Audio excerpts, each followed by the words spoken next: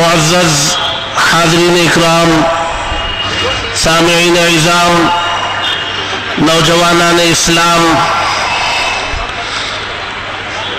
آج کا یہ اہم ترین عظیم الشریف ہے، انتہائی اہم ترین اور نازک حساس موضوع پر منعقد کیا گیا یہ اجلاس ہے۔ اہم ترین اور نازک موضوع پر منعقد کیا مسلمانوں کی اہم ترین اور نازک مستقبل میں موضوع پر منعقد کیا سنورنے کی امید ہے۔ گزشتہ 66 سالوں کے تجربے کے نتیجے میں وہ اس میں نظر آ رہی ہے کہ مسلمانوں کو تمام سرکاری شعبوں میں ان کی آبادی کا تناسب سے ریزرویشن یعنی کوٹا ان کے لیے خاص کیا جائے۔ جنوب کے ساؤتھ کے بعد صوبوں کے اندر یہ کوٹا ضرور تھوڑا دیا گیا ہے، لیکن کہیں کوئی شرط لگائی نہیں ہے۔ ہندوستان کا جمہور دستوری ہونے کے باوجود جس میں ہندوستان کے باشندوں کے لیے یکساں حقوق فراہم کیے گئے ہیں، مذہب کو درمیان میں لائے بغیر ہندوستان کا باشندہ چاہے وہ کسی بھی مذہب کا ماننے والا ہو، اس کے لیے دستور میں آئین میں برابر کے حقوق دیے گئے۔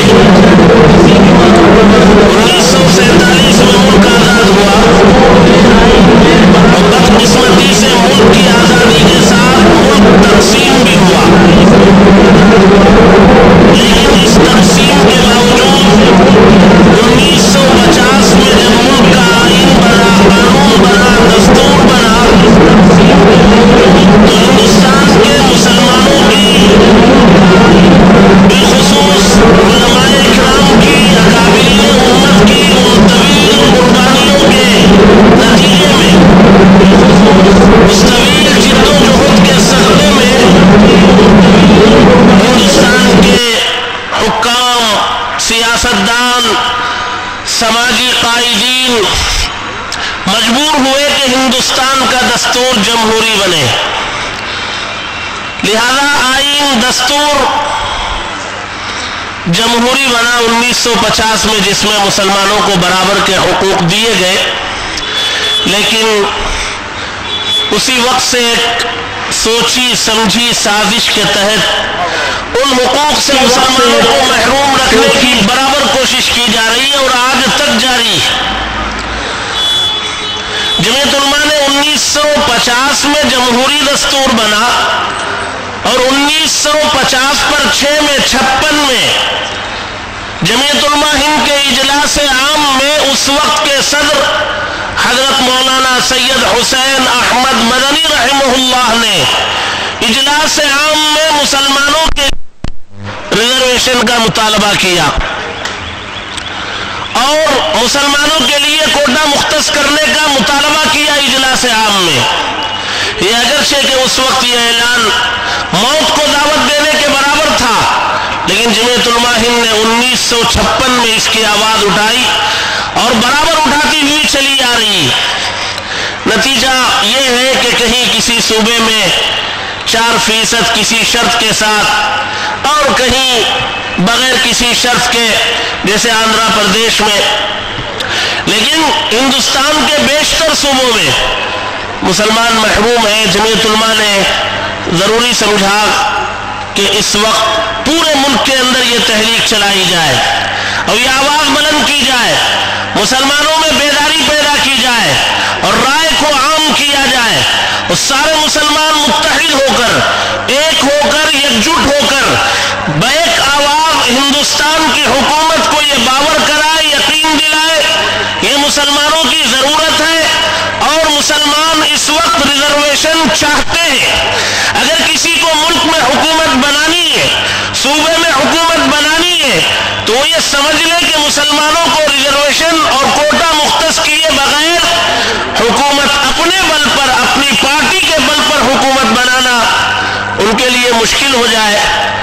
اس تحریک کو جمعیت علماء ہند نے پورے ملک میں چلایا اور چلا رہی ہے۔ آج یہ اس کا اجلاس عام صوبہ کرناٹک کی ایک کڑی ہے جو یہاں جے نگر عیدگاہ فور بلاک میں عیدگاہ میدان میں منعقد ہے۔ اس اجلاس سے ملک کے نامور علماء اکرام، اکابرین امت، سیاسی قائدین، سماجی کارکنان، مقامی اور ملکی سطح کے انشاءاللہ خطاب فرمائیں گے اور اس حساس موضوع پر اپنے خیالات کا اظہار فرمائیں گے۔ یہ اجلاس انشاءاللہ قرآن مجید کی تلاوت کے ذریعے بھی شروع ہوگا۔ میں تلاوت کلام اللہ کے ذریعے اس مجلس کا آغاز کرنے شہر بنگلور کے مشہور قاری حضرت قاری ممتاز احمد صاحب زیدہ مجدہم، امام و محتمم مسجد مدرسہ اشرفیہ مسجد رحمانیہ پادرین پورا سے گزارش کروں گا کہ وہ تلاوت کلام اللہ کے ذریعے اس مجلس کا آغاز فرمائے۔ میں یہ درمیان والی جگہ بھی ہمارے بیٹھنے کے لیے ہے اور میں چاہتا ہوں کہ یہ بچے ذرا پیچھے کی طرف بیٹھے تاکہ بڑے لوگ آگے بیٹھیں، یا مغرب کے بعد اس میں تبدیلی لائیں، بیٹھ چکے ہیں تو مغرب بعد تبدیلی لائیں۔ یہ بچے پیچھے بیٹھے اور بڑے سامنے رہے، اور مغرب بعد ہمیں امید ہے کہ مغرب کی نماز میں یہاں مجمع اکٹھا ہوگا اور مغرب پڑھ کر کے لوگ ادھر رجوع ہوں گے، تو ہمیں امید ہے اللہ کی ذات سے کہ مغرب کی نماز کے بعد یہاں تل دھرنے کو جگہ نہ ملے۔ اللہ تبارک دعا بھی فرماتے رہیں انفرادی طور پر یہاں بیٹھ کر کے بھی، مغرب میں جب آپ نماز پڑھنے جائیں اپنی انفرادی دعاؤں میں بھی، کہ یہ کوشش مسلمانوں کی مشترکہ کوشش ہے، یہ سب کی ضرورت ہے، اس میں کوئی مکتب فکر نہیں، اس میں کوئی سیاسی پارٹی نہیں۔ تو اس اجلاس کی بھرپور کامیابی کے لیے اپنے مقصد میں اس اجلاس کو کامیاب ہونے کی آپ اللہ سے دعا کریں۔ اللہ تبارک و تعالی اس اجلاس کو بے انتہا قبول فرمائے، ہر قسم کے شر سے فتنے سے اس کی حفاظت فرمائے۔ میں قاری صاحب کو دعوت دوں گا کہ وہ تلاوت کلام اللہ کے ذریعے مجلس کا آغاز فرمائے۔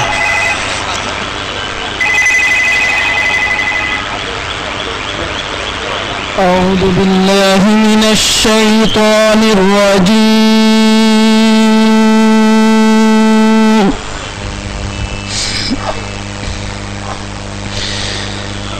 بسم اللہ الرحمن الرحیم۔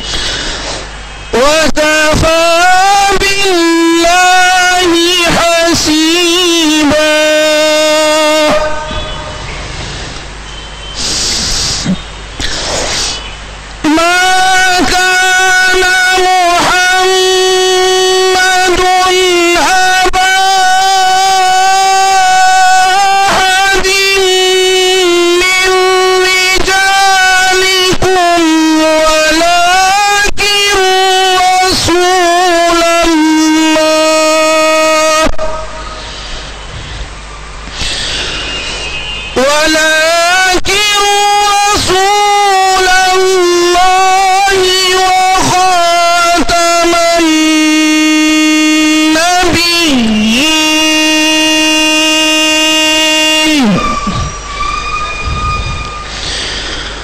وكان الله بكل شيء عليما.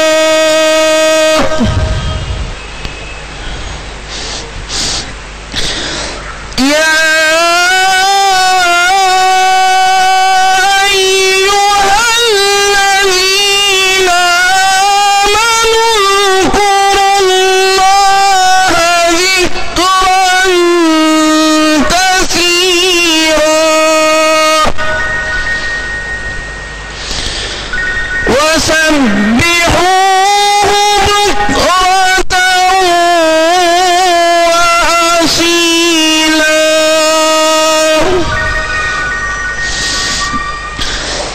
هو الذي يصلي عليكم وملائكته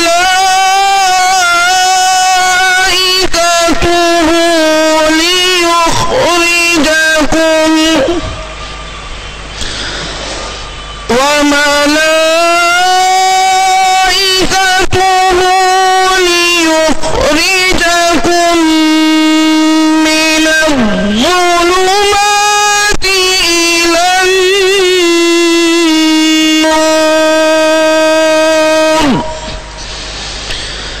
وكان بالمؤمنين رحيما. صدق الله العظيم.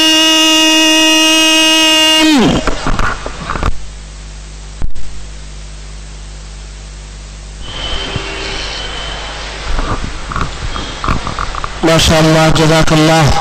قاری صاحب نے بہت عمدہ انداز میں قرآن مجید کی تلاوت سے ہم سب کو محظوظ کیا. اللہ تبارک و تعالی مزید ترقیات سے آپ کو نوازے. میں تلاوت کلام اللہ کے بعد ہم سب کے آقا حضرت محمد مصطفیٰ صلی اللہ علیہ وسلم کی خدمت میں گلدستہ نعت پیش کرنے کے لیے جناب حافظ سید احمد صاحب کو دعوت دوں گا کہ وہ نعتیہ اشعار پیش فرمائیں.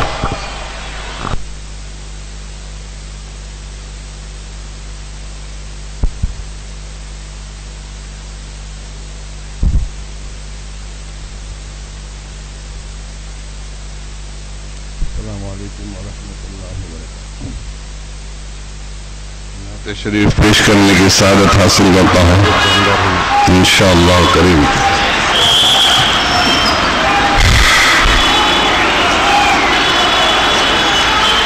نعت شریف کے اشعار ہیں: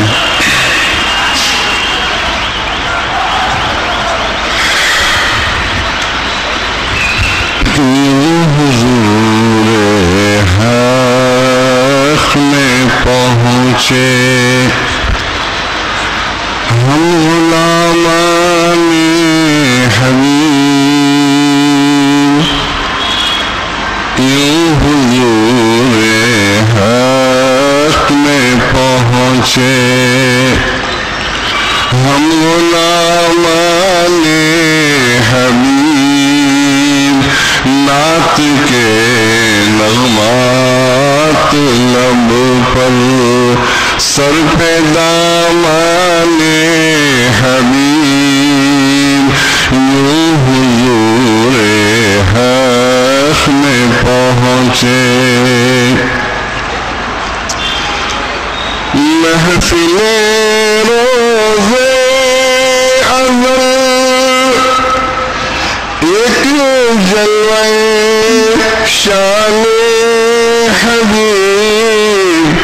محفل روزے ازل ایک جلوہ شان حبیب. حاصل بزم ابد اظہار احسان حبیب. حاصل بزم ابد اظہار احسان حبیب یوں حضور حق میں پہنچے باغ جنت کی بہاروں نے کہا یہ دلکشی باغ جنت کی بہاروں نے کہا یہ دلکشی ہم سے رضوان پوچھئے سیر بیابان حبیب ہم سے رضوان پوچھئے سیر بیابان حبیب یوں حضور حق میں پہنچے ہر تجلی سے پوری تفسیر قرآن مبین ہر تجلی سے پوری تفسیر قرآن مبین اے کتاب دین بیاض روئے تابان حبیب اے کتاب دین بیاض روئے تابان حبیب یوں حضور حق میں پہنچے سامنے جب تک نہ ہو تو بندگی بے کیف ہے سامنے جب تک نہ ہو تو بندگی بے کیف ہے اے مدینہ قبلہ جانے غلامان حبیب اے مدینہ قبلہ جانے غلامان حبیب یوں حضور حق میں پہنچے کھائی ہے قرآن صلی اللہ تیری قسم کھائی ہے قرآن صلی اللہ تیری قسم دو جہاں کی جان قربا تم پہ جان حبیب دو جہاں کی جان قربا کھائی ہے قرآن صلی اللہ تیری قسم کھائی ہے قرآن صلی اللہ تیری قسم دو جہاں کی جان قربا تم پہ اے جان حبیب دو جہاں کی جان قربا آخری شمس ان کے دروازے پہ اختر چھوڑ کر جاؤ کہاں ان کے دروازے کو اختر چھوڑ کر جاؤ کہاں ہے سگے پروردے ایک پارے نانے حبیب اے سگے پروردے ان کے دروازے کو اختر چھوڑ کر جاؤ کہا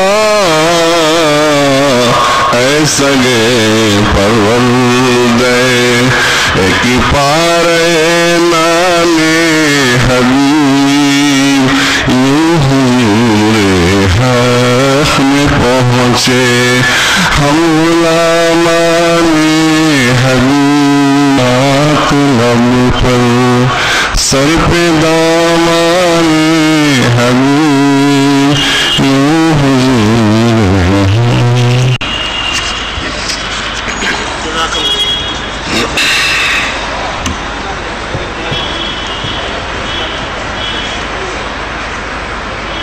ہلو